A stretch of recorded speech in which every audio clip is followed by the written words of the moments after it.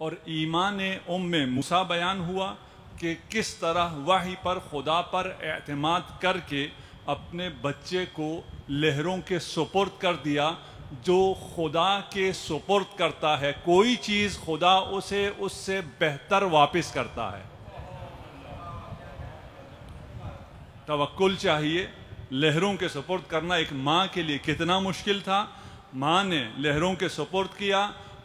ان لہروں نے موسیٰ کو دشمن کے گھر پہنچا دیا. وہاں جب دشمن نے اس ولی اللہ کو اٹھایا, اس گھر میں ایک مؤمنہ کو رکھا. اس مؤمنہ نے کہا قالت امرأۃ فرعون. یہ جو مؤمنہ ہے اور فرعون کے گھر میں ہے. کس گھر میں ہونے سے کچھ نہیں ہوتا, اس کے اپنے دل کے گھر میں کیا ہے یہ ملاک ہے. اس کا جسم کس گھر میں ہے, جس مرضی گھر میں ہوتا رہے. اس کے دل میں کون گھر کرتا ہے, اصل ملاک یہ ہے. اس نے کیا کہا امرأت فرعون نے, فرعون کی بیوی نے, قرۃ عین لی ولک. یہ بچہ میری اور تیری. کس سے کہہ رہے ہیں؟ فرعون سے. میری اور تیری آنکھوں کی ٹھنڈک ہوگی. آدھا جملہ صحیح ہے, آدھا جملہ تقیہ ہے, توریہ ہے. خود اس کی تو آنکھوں کی ٹھنڈک ہے, فرعون کی آنکھوں کی ٹھنڈک نہیں ہے. لیکن کہا کہ یہ میری اور تیری آنکھوں کی ٹھنڈک ہے. کہتے ہیں روایات میں ہے کہ اس خاتون کو فرعون بہت زیادہ چاہتا تھا اور اس سے اولاد نہیں تھی. اور جب یہ بچہ آیا اور وہ امرأۃ فرعون کی زوجہ کی گود میں آیا, اس نے کہا یہ میری آنکھوں کی ٹھنڈک ہے, تیری آنکھوں کی ٹھنڈک ہے. لا تقتلوہ, اسے قتل مت کرو. یعنی پہچان لیا کہ یہ ہے بنی اسرائیل کا, یہ قبطی نہیں ہے, یہ مصری نہیں ہے, بچہ ہے بنی اسرائیل کا. اسے قتل نہ کرو. عسیٰ ان ینفعنا, شاید یہ ہمیں فائدہ دے دے, شاید یہ ہمیں فائدہ دے. او نتخذہ ولدا, یا ہم اس کو اپنا بیٹا بنا لیں گے. خلاصہ کسی طرح امرأت فرعون نے راضی کر لیا فرعون کو, اور ولی خدا کی حفاظت کی, نبی اللہ کی حفاظت کی, اور نبی اللہ اس گھر میں پلنا شروع ہوئے. کس گھر میں؟ فرعون کے گھر میں.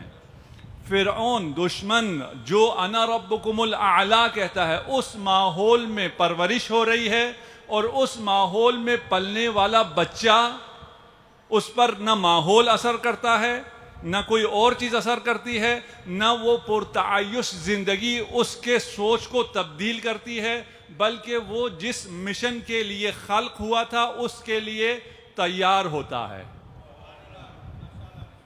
یہ ہمارے لیے بھی ایک اہم پیغام ہے. اس میں ہم نیچر اور نرچر, انسان کی اپنی طبیعت, فطرت یا ماحول, ہم اس کو پوچھتے رہتے ہیں اس میں سے کون سی چیز زیادہ طاقتور ہے.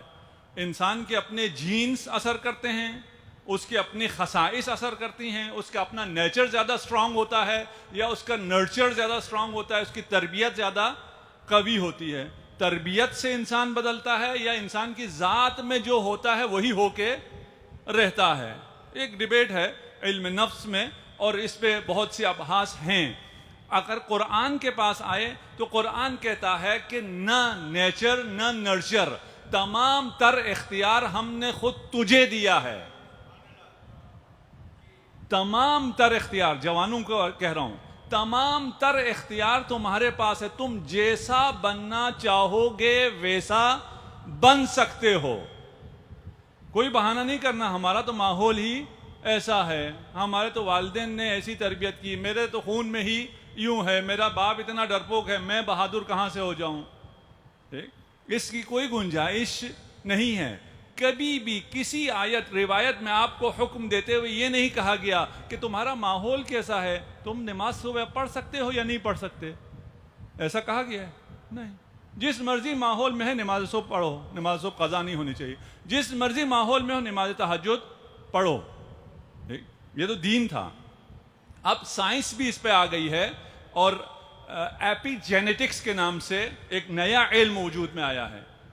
یہ ایپی جینیٹکس کیا کہتی ہے؟ کہتی ہے کہ آپ اپنے ول پاور سے اپنے ڈی این اے میں externally you can modify your D N A, اس کی انٹرنل سیکوینس کو چینج کیے بغیر، ڈی این اے جیسا ہے ویسا ہی رہے گا، وہ چینج نہیں ہوگا اس کی سیکوینس، اس کو چینج کیے بغیر آپ ڈی این اے کو چینج کر سکتے ہیں.